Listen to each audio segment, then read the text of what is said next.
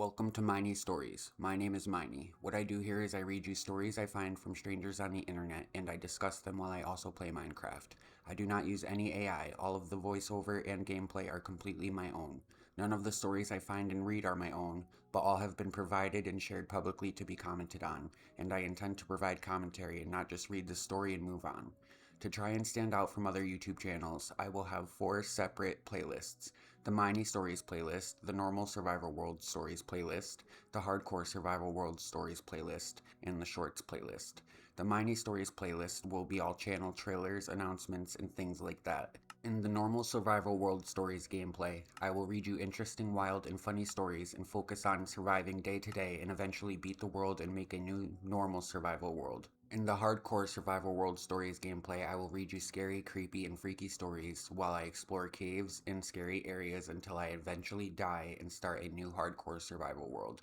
Lastly, the Shorts playlist, which will not have its own world since the time is limited. I will read one short story per short, and my gameplay for those will consist of popular Minecraft minigames. I figured this is perfect for the people who want to listen to stories while watching gameplay, because they will be able to keep up to date with the gameplay in the current world I'm playing in, and it also works for those who just want to listen to stories but not necessarily keep up with the gameplay. I hope you guys enjoy all the gameplay and all of the stories I find and share with you. Subscribe to join the Miney Stories family. So I just started this world, and it's a pretty ugly spawn point, but that's okay, I guess. I have played Minecraft before in the past, obviously, but I haven't in quite a while. But I always have loved this game and have gotten into long periods of time where I'll just be obsessed with it for a few months and then not play it. But I plan to keep this a consistent thing, so I hope you guys stick around.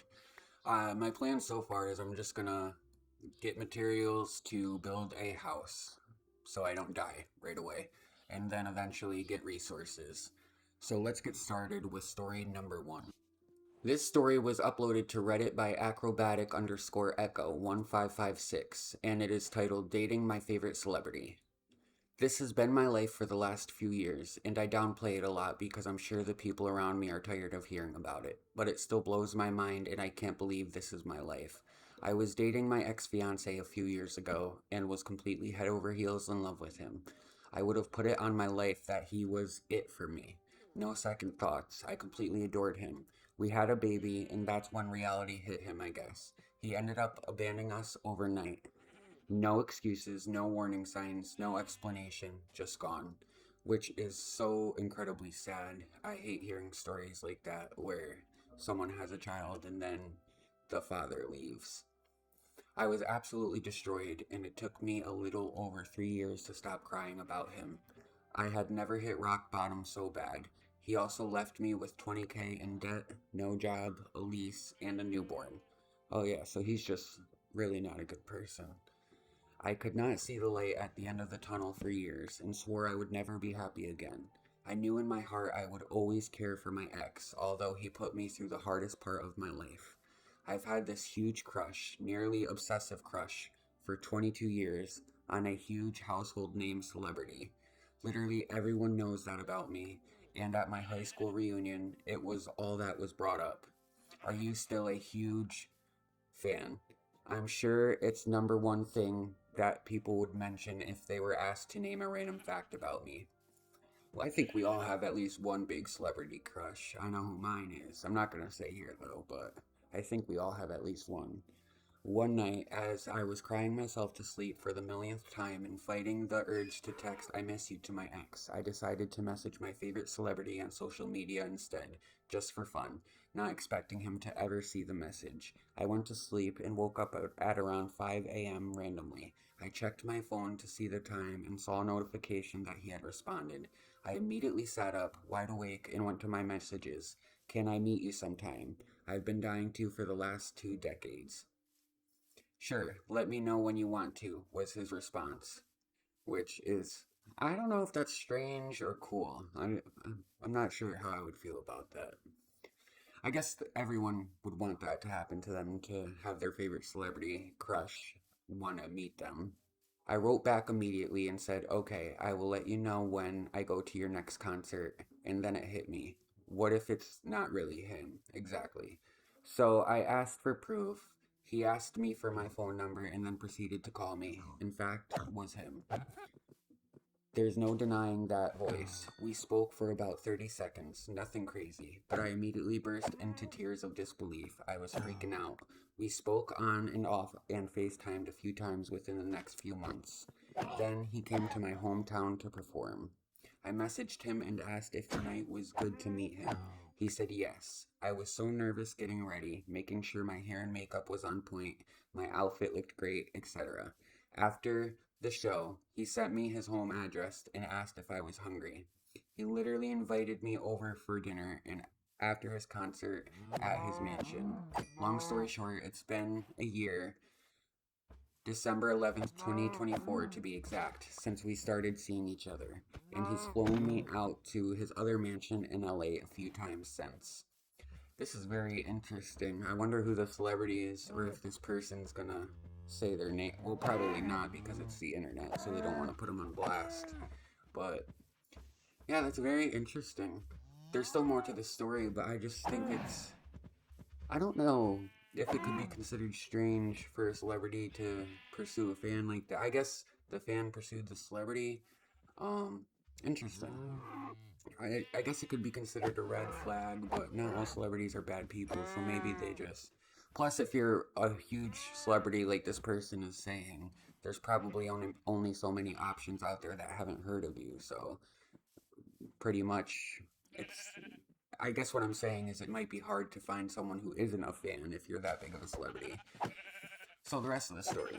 We talk often and see each other every month. It's absolutely crazy. He'll send me I miss you texts or that he thinks about me often texts all the time.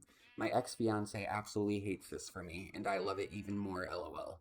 The satisfaction of seeing his face when a text comes in or when a song comes on is so extremely great. I will say my obsession has toned down a tiny bit because now I know him as a person. But the love I have for him has gotten so much deeper because I know him as a person. It's so crazy. And there are so many details I left out. I just would love to talk about it because I only have two close friends and I talk to them about it all the time. I'm sure they're annoyed of it, lol. Just needed to vent about it. I wonder how the ex fiance even knows if he left.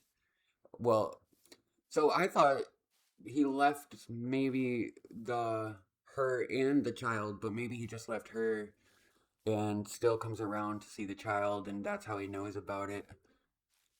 I personally probably wouldn't tell my ex because they would probably expose the celebrity or something, like make it, well, expose the relationship or try to ruin it somehow, if that makes sense, because it's a public figure. But that is a really interesting story, I do think. Um, I think if a celebrity that I DM'd actually responded and ended up being like attracted to me, I think that would be really like a movie experience, kind of. I don't know. I don't think that'll ever happen to me though, but who knows? This next story was uploaded to Reddit by user DrPoxter and is titled My House Got Broken Into. Oh boy. First post here, but I need to talk about this. Today is Thursday, April 30th, 2026. My wife and I just recently bought a house, been in it for a little over a year now. I bought the house from my godmother, so this is the house I grew up in before I got married. I work from home, my wife works at a daycare, so he was probably home when this all happened. He or she, I guess I shouldn't assume, they didn't specify, so. Before I get into the story, a little background on my situation. My mother is a single mother, and I have three younger brothers, all teenagers under 16. Without getting too much into it, she's had a hard time with her ex husband, who is currently incarcerated. Because of this, my wife and I let my mother, brothers, and my elderly godmother stay with us until they found a place. It's a full house, but we have plenty of bedrooms. Oh, so I wonder if they were all home when the house got broken into. If so, the robber didn't really plan it out too well, did they? My youngest brother stayed home from school today. My godmother is always home. I took my wife to work this morning as I normally do, then headed to Cracker Barrel to get us breakfast. As I'm leaving Cracker Barrel, I get a call from my godmother's number. It's my brother's voice. He begins screaming, "There's someone in the house! There's someone in the house!" I ask him to calm down and explain what's going on, and he says, "There's a drugged up lady in the house trying to beat up your dogs." I have a cane corso and a German shepherd.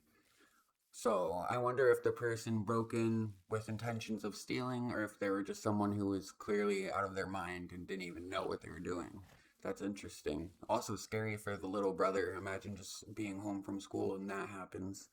So I'm speeding home trying to get there quickly. I arrive and there are 7 police cars and they have a large lady, butt naked on the ground, tasered. We give the police a statement. I tell them that no one is hurt and nothing is broken, so I tell them I don't want to press charges. The lady just needs help. As everything calms down, I ask my godmother and brother what happened, and they explained as follows. That's really kind of him to just suggest the lady gets help, though, and not want to press charges, especially because she could have been violent if she was on drugs and not even realize it. The lady walked into our yard. My dogs inside were barking at her. She began barking back at them in an angry manner. She then tried the doorknob and it was unlocked. Our neighborhood is relatively safe. We usually don't have to lock the doors during the day. When she entered the door, my cane corso lunged at her and bit her. She fell to the ground trying to get him off her. Well, the dog was just defending the house. If you enter a house that's not yours, I think most dogs would be kind of upset about that usually. Even dogs I know sometimes don't want me to enter a house for a few minutes until they like sniff me. When she got up, she made her way back to our kitchen, trying to defend herself from him. She threw stuff at him and grabbed a kitchen knife, to which he bit her again and made her drop it. She fled from the house, stripped her clothes for some reason, and that's around when the cops arrived. This is the first time something like this has ever happened for me, and I'm just thankful no one was hurt, except for maybe the lady from the dog bite. Well, I think it's just really good that the dog was there to protect the house and the godmother and little brother from the lady. Even if she didn't have bad intentions, the dog doesn't really know that. He just knows it's a stranger breaking into the house. And like I said, dogs don't mess around really. I'm a pretty dog person, so normally I have no issues with dogs. I don't think I've ever even been bitten by a dog, but I know better than to just enter a house with a dog in it. Even if you know the person who owns the house and knows the dog, it's always better to be safe, especially with a dog like that. But if you're breaking into a house, I wonder if the dog was like trained to know if there's an intruder or something. That's a very interesting story. I do hope the lady got help though. It sounded like she needed it, and yeah, the guy who suggested she gets the help and didn't press charges probably did a lot to help her future. That's why I always think it's good for people to have a dog, especially a well trained dog, because especially for there's times where you're asleep and won't know if someone's entering the house, and a dog is the best way to always be alert and be safe, really. One of my biggest fears growing up was living alone because I just think it's so scary that someone you don't know could just try to break into your house and you're alone by yourself and have no way really to defend yourself unless you're a good fighter or something. But if you have a dog that is trained, you should be good to go at least until the cops arrive. But I also am the type who likes small dogs, so maybe that wouldn't go very well for me. This story was uploaded to Reddit by user MattMurdockBF, and it is titled, "My Father Kicked Me Out, but I Got the Last Laugh." My father was always abusive. He was always a terrible father. As a child, he tried to turn me against my mother for no reason, other than he got jealous of our closeness. When he found out I was gay, the abuse got even worse. He beat me, verbally abused me, and so on. I escaped his house in the early 20s, in my early 20s, and I thrived away from him. I went to university, became a teacher, got a little place of my own, furbished it slowly over time. It was great. Well, I'm glad they got out of that toxic situation. No one deserves a father like that. Fathers are supposed to be loving and supportive and not abusive. In the meantime, he sold everything and started living on the road, out of hotels, traveling the country. I occasionally heard of him from my sister. That's how I know that. But then, when I was in my late 20s, the pandemic hit. I lost my job and couldn't afford to pay rent, so I was evicted. The hotels closed, and my dad had a rent a house, but he had no furniture and couldn't afford to buy any, so he was sleeping in an air mattress on the ground. Out of necessity, when completely out of options, I reached out to him and proposed a deal. I had furniture and appliances, but no place to stay. He had a house, but no furniture or appliances. We could combine our resources and help each other out. I wouldn't be a burden to him because of the emergency financial aid I was receiving would help me cover my own expenses. Basically, I'd let him use my furniture and appliances, stove, fridge, a couple comfortable beds, and so on, if he let me live with him rent free. He agreed. Which I just want to say, most parents, if they have a child who's struggling and loses their home, most parents would just willingly take their child back in without the child needing to make some big proposal in order for the parent to agree to it. So you can clearly tell that this isn't the best dad ever. During the pandemic, living with him was hell. He is an anti-vaxxer, anti-science, stubborn old man who took no preventative measures against COVID. No masks, no social distancing, not even taking showers. Meanwhile, I was an asthmatic, nervous wreck knowing I could die from his incompetence at any given time. He even threatened to willfully expose me to COVID just to prove a point. All the while, I was allowed 2 hours out of my room a day, mostly for cooking my food. I also wasn't allowed to use the apartment's only bathroom. And the reason he gave me was, I don't want you to contaminate it with AIDS. I'm not HIV positive, I'm just gay. After the emergency financial aid ended, I started living out of gigs and applied for more stable aid, food stamps, and so on. My mother, who escaped his house with me and stayed by my side this whole time, also started looking for work, despite the fact that she's disabled and it's really difficult for her to work. But finding work was really hard in a small town. We had to move during the pandemic for both of us, so we continued to live with my dad. Our living situation changed considerably over time. He picked a fight with our then landlord, and we had to move to a different apartment, though I was still pooping in a bucket. Oh my gosh. But then I finally secured a stable source of income. It was minimum wage, but it was good enough.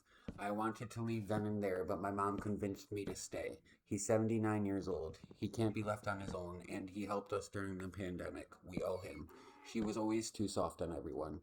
So I decided to stay and struck a deal with him. We split expenses in half. That gives me autonomy. I'm sorry, but I don't know what that word means. That gives me autonomy. Autonomy. Whatever. I will not be treated like a second class citizen in the house then. I'll have the right to use the bathroom, and he can't yell at me, berate me, or threaten me anymore. He reluctantly agreed. Now, before this next part, there's some context you should know. Alcoholism runs in my family. I've been sober for over 12 years, but my father refuses to give up the booze. Well, a couple weeks after our deal, around lunchtime, the toilet flush broke. Now, the landlord had been abundantly clear when we rented the apartment. If anything breaks, we have to call him. He will fix it to avoid any further damage. But my dad, drunk since the early morning, decided he could fix it himself, despite my protests. After hours of failing to fix it and actually making it worse, my father finally agreed to call the landlord. Once the landlord comes in with the trusted handyman, my dad now angrily, my dad now angry, I'm sorry, my dad now angry and slashed out of his mind, picks a fight with the handyman. I try to hold him back because I don't want to lose this apartment. And he takes that as an affront. There, in front of everyone, my mom, the handyman, even the landlord, he tells me to get out of his house, tells me he is tired of my disrespect and how I undermine his authority. He even tried to slap me. But I didn't beg, I didn't cower, I didn't do whatever it was that he was expecting. I told him I'll be out of your house by the end of the week, and immediately turned to my landlord and said, I can pay you a month. Do you have anything in this price range? And he, who was visibly uncomfortable to witness all of this, told me yes. I hadn't seen the place and told him I'll take it. Over the next couple days, I started packing, at which point my dad realized that he'd messed up. As I started packing pots and pans and disassembling furniture, what are you doing? Packing my things. But I need that. That's not my problem. First, he tried to change his tone, tell me he'd forgiven me, that I didn't have to leave. But I told him, oh, I'm leaving. He then tried to claim the furniture and appliances were his and even called the police on me, claiming I was stealing from him. But he didn't account for the fact that I am an OCD SOB and held on to the receipts of everything I purchased. Plus, I had my mom as a witness that I really did own the furniture. Then he tried to social pressure me, reaching out to every one of our relatives saying I was abandoning him. I just told them he kicked me out. I'm just doing what he wanted me to do. At the end of the week, I left the apartment with all of my furniture and appliances. He didn't have a fridge or a stove or a bed. I didn't even need everything. It didn't fit in my new studio apartment that I currently share with my mother because, like I said, she's disabled and I am her caregiver. I just sold over half of it. I just didn't want him to have any of it. Like the bed he slept in, no way I'm making my mom sleep on that thing again. Or anyone for that matter. That went to the garbage. He went right back to sleeping on an air mattress on the floor. And I could say that I don't care, but that would be a lie. I do care. It brings me immense pleasure to know he's effed. Anyways, it's been 6 months since I went no contact with my dad. I have no idea how he's doing, but I do know he picked a fight with the landlord's son-in-law and is on the verge of being evicted. Fingers crossed he ends up on the street. As for me, I'm living my best life away from his abuse. I'm 31 now, and even my mom is doing better.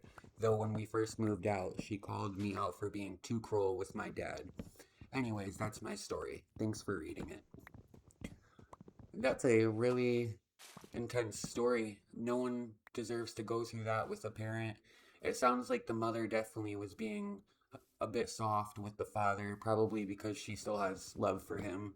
But I'm glad that the son really stuck up for himself and stood his ground and got himself out of that situation and didn't let himself continue to be taken advantage of by leaving some furniture or anything, because he could have felt bad and still moved out but left some furniture or at least a bed for the father. But clearly there's some resentment there, and I don't blame him because his father does not sound like a great person at all.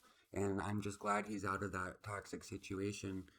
But all I can hope is for positivity too, because any parent and son relationship you don't want to end negatively. So hopefully one day they do end up working it out and the son is able to forgive the father for being so toxic, because at the end of the day you only get one parent. And but I'm not this person, so that's just my perspective on it. But I didn't experience what they experienced, so they probably don't feel that way. I'm not sure. And also, time changes a lot too. Maybe the father will eventually apologize because the father was 100% in the wrong, and I don't know why the father was insisting the son apologize for what the father did. So, yeah, all I can say is I'm just glad he's out of that situation and doing better. That's really good for him, and I'm very happy for him. This story was posted to Reddit by user Foosh6969, and it is titled How I Almost Burned Down My House. The title says it all. At a young age, I almost single-handedly burned down my entire house, all because of my pure lack of knowledge of things and potential dangers that may happen after every action I take. This all started a long time back. I was maybe around 7 or less years of age. I live in a decently sized home, family of 2, including me, so just one brother and parents.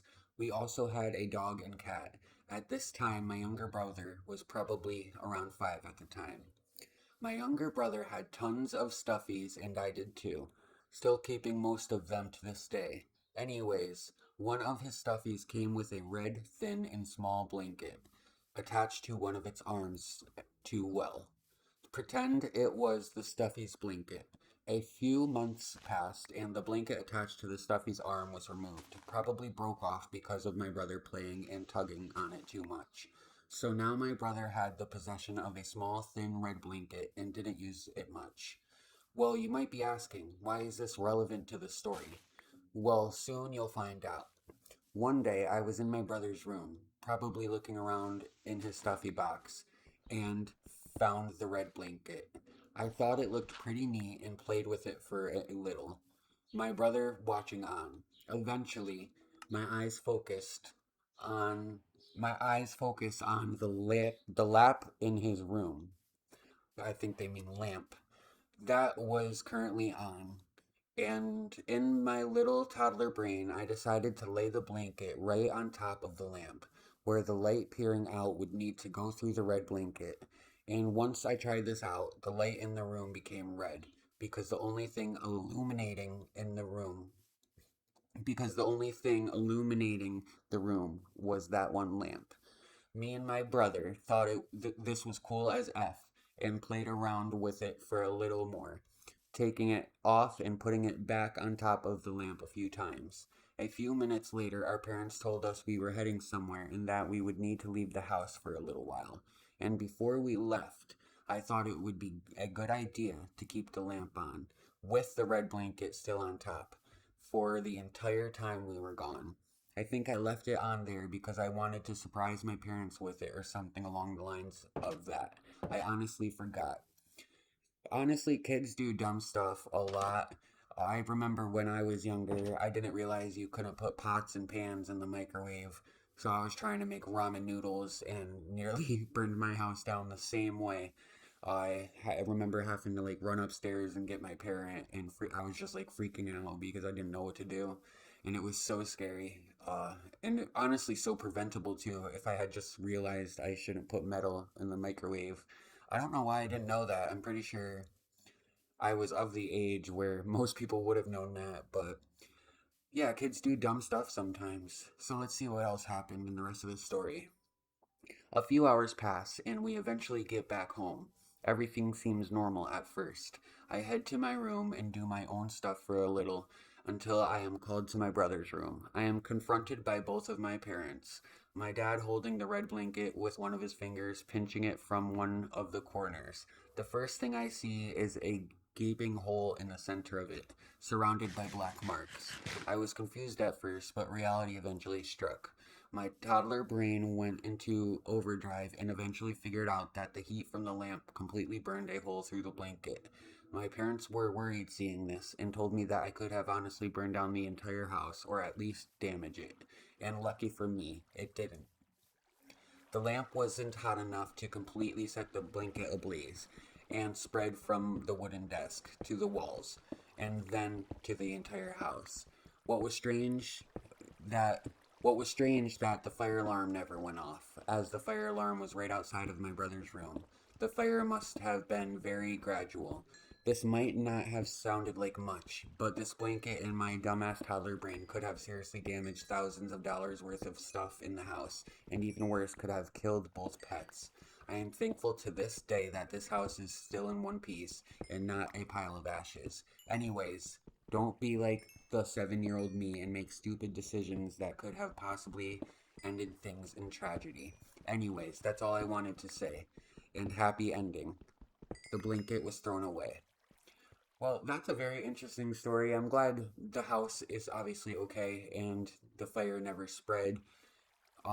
It sounds like the lamp wasn't hot enough, so obviously the blanket isn't just gonna like launch on fire, and it seems like it more so just kind of like got burned through and melted. But that could have been a very bad story easily if maybe it was left on there any longer or something. Who knows? So I'm glad that they figured it out, and now he knows not to put stuff on lamps because Yes, it will catch on fire.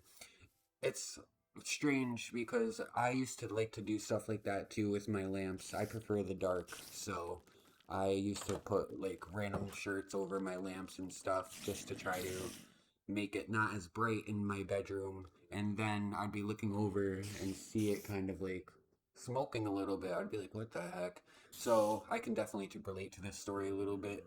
But I am glad everything is okay within the house and everyone is safe and the pets are safe. This story was posted to Reddit by user weswearthathappened and is titled Home Alone. So this happened when I was 9 years old in the fourth grade, which is that dangerous age where you think you're smart enough to outthink the system, but you're absolutely not. One morning, my parents walked me to school like normal. Everything was fine, nothing suspicious, but I decided I didn't feel like going to school that day. And instead of just accepting that, I came up with what I thought was a genius plan. So I get dropped off, I wait about 10 minutes, just enough time to really commit, and then I walk back home. But not directly, because apparently I thought I was in a spy movie. So I hid behind a tree, crouched there like that was completely normal, waiting for my parents to leave so I could safely return to the house I had just left. Once I saw they were gone, I went back inside feeling like I had just pulled off something huge, like I was living this double life. I have done something very similar. Honestly, probably most of us have at least skipped school once when we were kids and had to hide it from our parents. But I did something similar where I wasn't dropped off to school, but I pretended like I was going out to my bus stop and just hid behind the bushes of in the woods basically until I saw my parents' truck leave. And then that's when I went back in the house and went to bed because I was video gaming all night. And now I had the house to myself, which at 9 years old felt like ultimate freedom. So naturally, I started scavenging for sweets like I hadn't eaten in weeks, turned on VH1 music videos, and just sat there living my best life, fully convinced I had outsmarted everyone. About 30 minutes later, there's a knock on the door, and immediately my soul knew this was not a friendly knock. I open the door hesitantly, and there are two police officers standing there, and I'm just like, hi, as if this is a normal situation. And that's when I realized things had escalated way beyond what I expected. Because what I didn't know is that my school had called my parents saying I never showed up, and my parents were like, we dropped her off. So in the span of 30 minutes, I had gone from kids skipping school to missing person. Like a full manhunt had begun for me, who was inside watching VH1 and eating snacks. So obviously, they take me back to school, which is humiliating because now it's not just that I was late, it's that I was missing and had to be found by the police. I couldn't even skip school quietly. I had to turn it into an event. And when I got home, I had to wash dishes by hand for a week, which at 9 years old felt like a life sentence. And honestly, fair. Because I really thought I had outsmarted everyone, and instead I accidentally launched a missing persons case. And that's when I learned maybe my plans don't always need to be that ambitious. That is such a funny story. I think all of us can relate to that at one point or another. I I skipped school just to sleep, not to eat food or anything, but to each their own. That's very funny, and I think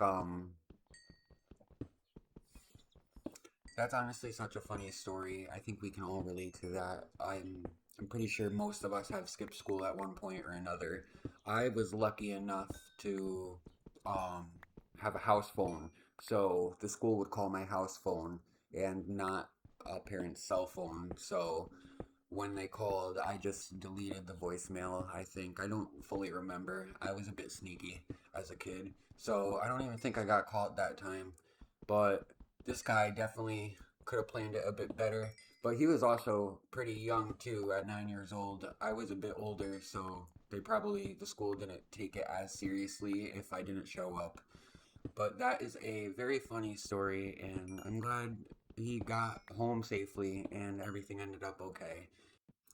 Alright, you guys, those are the first four stories. I hope you enjoyed them. I try to find some very interesting ones, and in the next video, we are going to be doing some scary stories while we play on the hardcore survival world, and that should be very interesting. I always prefer scary and creepy stories because those are just my vibe personally. Plus, I think it's going to be really fun to play on a hardcore server while trying to survive and reading scary stories. So that should definitely be a vibe.